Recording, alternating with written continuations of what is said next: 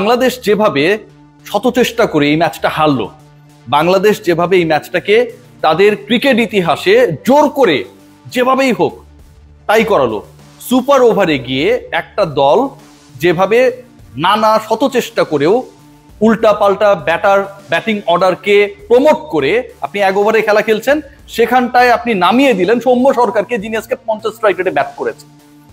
আপনি এক উইকেট যাবার পরে নাজমুল হোসেন শান্তকে নামিয়ে দিলেন। যেভাবে এইরকম অদ্ভুত টাইপের ডিসিশন মেক করে বাংলাদেশ ক্রিকেট দল সুপার ওভারে গিয়েও ওয়েস্ট ইন্ডিজের সাথে পারলো না, যেভাবে Salahuddin master class, he is the batting coach, so decision should be come from his side.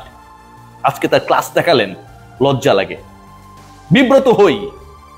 একটা দল 11 করতে হবে সুপার ওভারে যাওয়া বাংলাদেশের ইতিহাসে প্রথম ম্যাচে উইন্ডিজকে হারানোর জন্য, সেই দলটা এক বলেই 5 রান তুললো। আকিল হোসেন বল করতে গিয়ে শত চেষ্টা করলেন, যেভাবেই হোক বাংলাদেশকে জেতাতে হবে, তার মাথায় যেন সেটাই ঘুরছিল। উইন্ডিজ না, তিনি যেন বোলিং করতে নেমেছেন বাংলাদেশের ব্যাটারদের পরে। প্রথম বল ওয়াইড, দ্বিতীয় বল নো বলে বাংলাদেশ 2 রান নিল। এরপরে যেটা প্রথম বৈধ বল হলো, সেখানটায় 1 রান, বাংলাদেশের 1 বলে 5 রান। পরের যে 5টা বল রয়েছে, সেই পরের 5 বলে বাংলাদেশ যদি 5 রানও নিতে পারতো, রানা বল, তাতেও এই ম্যাচটা আবারও টাই হতো, সুপার ওভার টাই হতো। যদি 6 রান নিতে পারতো, তাহলে বাংলাদেশ দল জিততে পারত। পরের 5 বলে বাংলাদেশ 4 রান নিতে পেরেছে, তাও একটা ওয়াইড পেয়েছে। 1 ওভারে, সুপার ওভারের সেই ওভারে আকিল 3টা এক্সট্রা দিয়েছে। আমার সৌম্য সরকার এত শক্তিশালী সরকারের মতোই যেন, গভর্নমেন্টের মতোই যেন তার ভালো লাগে না কোনো ফ্রি হিট পেলে সেটাকে কাজে লাগাতে। মূল ইনিংস যেটা ছিল 50 ওভার্সের, সেখানটায় 2টা ফ্রি হিট পেয়ে 1 রান করতে পেরেছিলেন। সুপার ওভারে ফ্রি হিটকেও তিনি কাজে লাগাতে পারলেন না। একটা দলকে প্লেটে তুলে খাইয়ে দেবার পরও এরা খেতে চায় না যেন। আজকের এই ম্যাচের পরাজয়ের দায় কোথায়, দায় কার? এই ম্যাচটা বাংলাদেশটা হারলো কি করে? খেয়াল করে দেখবেন, you have batting coach or batting consultant, তিনি ডিসাইড করবেন এই সিচুয়েশনে বাংলাদেশ কেমন খেলবে, তিনি ডিসাইড করবেন, তার কোচিং স্টাফ ডিসাইড করবে। প্রায় দেখি যে ক্লোজ ডোর অনুশীলন, কেউ যাইতে পারবে না, থাকে না, নায়ক নায়িকার শুটিং হয় মিশরের পিরামিডের আশপাশে, চারপাশ ঢেকে দেওয়া হয়। কেউ যদি এনজি শট পেয়ে যায়, নট গুড শট যেগুলো বিহাইন্ড দ্য স্টোরি পেয়ে যায়, বাংলাদেশ দলে প্র্যাকটিস হয় এভাবে। বাংলাদেশের কোচিং স্টাফরা সুপার ওভার সিচুয়েশনে কি হতে পারে, কারা ব্যাটিং করবে, কারা বোলিং করবে, মোমেন্টাম কিভাবে চলে যেতে পারে, কিভাবে ব্যাক করতে পারে, কখন ওই ক্লোজ ডোর অনুশীলনে শিখিয়েছে। সৌম্য সরকার কেন ওপেনিং এ? Million dollar question. 1 ডাউনে কেন Najmul Hossain Shanto responsible for this defeat. Batting করছেন এভাবে বাঁহাতি ব্যাটার ব্যাট করছেন, বল তার লেগ স্ট্যাম্পের 2 হাত দূরে, যেভাবেই হোক প্যাডে ছোঁয়াতে হবে। আকিলের 4 নাম্বার এক্সট্রা বল হতো, নাজমুল হোসেন শান্ত আকিলকে আলিঙ্গন করলেন, লেগ স্ট্যাম্পের বাইরের বলটা যেভাবেই হোক পায়ে লাগালেন, লেগ বাই, ওয়াইড হলো না। বাংলাদেশ একই সাথে একটা এক্সট্রা বল পাওয়ার সুযোগ হারালো। সৌম্য সরকার যেই ম্যাচে 3টা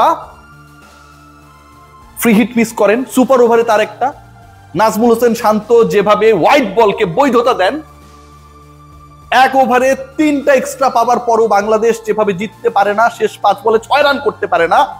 রিশাদ হোসেনকে বলতে ইচ্ছা করে, sorry Rishad, you are playing for a very very wrong team. Rishad হোসেনের আলোচনায় আসছি। বাংলাদেশের 3 জন ব্যাটার লাস্ট ওভারটায়, মানে সুপার ওভারে, ওই একটা ওভারে ব্যাট করার সুযোগ পেলেন। Why not Rishad, why not Sohan? আজকে সবচেয়ে সুইট টাইমার তো তারা 2 জন ছিলেন, কেন এদেরকে বিবেচনা করা হলো না? জানেন আপনারা? কেউ জানে না। নাজমুল হোসেন শান্ত যখন আশপাশে পায়চারি করছিল, বাংলাদেশ যখন ব্যাট করতে নামলো সুপার ওভারে, সবাই হাসাহাসি করছিল প্রেস বক্সে যে হোয়াই ইজ দেয়ার। আজকে যেই ছেলেটা 14 বলে 39 রান করলো, 3টা ছক্কা মারলো ওই স্পিনারদের এগেনস্টে, 3টা 4 মারলো ওই ওয়েস্ট ইন্ডিয়ান স্পিনারদের এগেনস্টে। ওয়েস্ট ইন্ডিজ সুপার ওভারে আকিলকে বল তুলে দিয়েছে, মানে একজন স্পিনারকেই দিয়েছে দায়িত্বটা। সেই স্পিনারদের এগেনস্টে 280 স্ট্রাইক রেটে ব্যাট করা রিশাদ হোসেনকে আমরা সুযোগ দিলাম না। 6 বলের 1টা 2টা 3টা 4টা 5টা 6টা বলের মধ্যে অন্তত 2টা বল তো মারার যোগ্যতা তার ছিল না, আউট হয়ে যেত। আমরা সুযোগটা দিলাম না। এই ওয়েস্ট ইন্ডিজের স্পিন অ্যাটাকের বিপক্ষে 2 ম্যাচ মিলে আগের ম্যাচে করেছিলেন 13 বলে 26 200 স্ট্রাইক রেট, আজকে 14 বলে 39 278 স্ট্রাইক রেট। 13 আর 14 27 বলে 39 আর 26 যোগ করলে 65 রান হয়। 27 বল খেলে লাস্ট 2 ম্যাচে 65 রান করা একজন ক্রিকেটারকে, 200+ স্ট্রাইক রেটে ব্যাট করা একজন ক্রিকেটারকে সুপার ওভার মানে 6 বলের খেলায় বাংলাদেশের সালাউদ্দিন মাস্টার ক্লাস, সালাউদ্দিন ভাইরা সুযোগ দিল না। হোয়াট ইজ দিস ভাই? Why Soumya Sarkar is there? Why? For which reason? He was in a good touch in the earlier of the innings. Never ever তাকে সুযোগ দেয়া হলো। লাস্ট ওভারের খেলা সাইফ হাসান যা করলেন, 5 রান দরকার, 5 রান দরকার, 5 রান ডিফেন্ড করে ফেললেন রে ভাই। প্রথম 2 বলে ডট, তৃতীয় চতুর্থ বলে একটা করে রান, পঞ্চম বলে বোল্ড করে আউট করে দিলেন। আকিল আউট হয়ে গেল। যে আকিল বাংলাদেশের বিপক্ষে বল করে শত চেষ্টা করেও হোয়াইট নো দিয়েও বাংলাদেশকে জেতাতে পারলেন না, সেই আকিল 16 বলে 17 করে আউট হয়ে গেলেন ওই সময়টায়। লাস্ট ব্যাটার যিনি আসলেন তিনিও ক্যাচ তুলে দিলেন।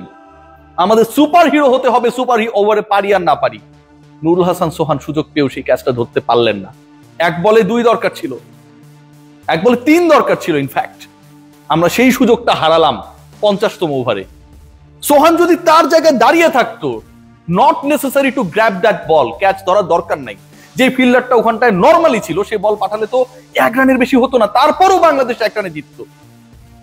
2 রান নেয়ার কারণে স্কোর লেভেল হয়ে গেল 213-213। This is what actually we are playing, we have played today. যখন বাংলাদেশ ফিল্ডিং করছিল, মিরাজ যে ক্যাচটা তার ধরার কথা ছিল ধরতে পারলেন না, একটা এক্সট্রা রান পেয়ে গেল প্রতিপক্ষ। নাজমুল হোসেন শান্ত যিনি হোয়াইট বলকে বৈধতা দিলেন, লেগ স্ট্যাম্পের 2 হাত বাইরের বলকে যেভাবেই হোক প্যাডের সাথে টাচ করালেন, সেই তিনি যে থ্রোটা করেছিলেন যেখানে 1 রান হয় সেখানটাও 2 রান হলো। বাংলাদেশ কখনো জিততেই চায়নি। বাংলাদেশ এই ম্যাচ জেতার মতো ক্রিকেট খেলেইনি। কষ্ট লাগে, দুঃখ লাগে, অপরাধ বোধে ভুগি তখন যখন দেখি যে এই দলটার স্কোরটা ছিল 163 7 উইকেটে, সেখান থেকে বাংলাদেশ শেষ 4 ওভারে 50 রান তুলে 213 করে। সেখান থেকে শেষ 4 ওভারে 50 রানে সেই পার্টনারশিপে একটা ছেলে 14 বল খেলার সুযোগ পেয়ে 39 রানে অপরাজিত থাকে, 3টা 4 3টা ছক্কা মানে। কষ্ট লাগে তখন সেই ছেলেটা 278 স্ট্রাইক রেটে ব্যাট করা ছেলেটা যখন বল হাতে বেস্ট উইকেট টেকার হয়ে যান 3 উইকেট নিয়ে। কষ্ট লাগে তখন যখন এই 350 স্ট্রাইক রেটে ব্যাট করা ব্যাটারকে 6 বলের খেলায় আমি একটা বল খেলার জন্য বিবেচনায় রাখি না। কষ্ট লাগে তখন যখন সালাউদ্দিন ভাইদের মতো অপরিকল্পিত পরিকল্পনার জনকেরা বাংলাদেশ দলের ব্যাটিং কোচের দায়িত্ব পায়। আমার কথা হয়তো আপনাদের কারো ভালো লাগবে না, এন্ড অফ দ্য ডে আজকে বাংলাদেশ কখনো জিততে চায় নাই। এই ম্যাচ হারতে পারে বাংলাদেশ, এই ম্যাচ বাংলাদেশ প্রপার 50 ওভার্সের মধ্যে হারতে পারে, এটা কেউ বিশ্বাস করে নাই। 7 উইকেট চলে যাওয়ার পর যে এলোমেলো ফিল্ডিং, এলোমেলো বোলিং, গাছাড়া ভাব, 44 রানে 8ম উইকেটে পার্টনারশিপ, এটা যেন একটা ফাইজলামি। লাস্ট ওভারে আমাদের নন্টে ফন্টে, সুপার ওভারে অনেকটা নন্টে। এই হচ্ছে আমাদের বাংলাদেশের ক্রিকেট এখন, এভাবেই চলছে।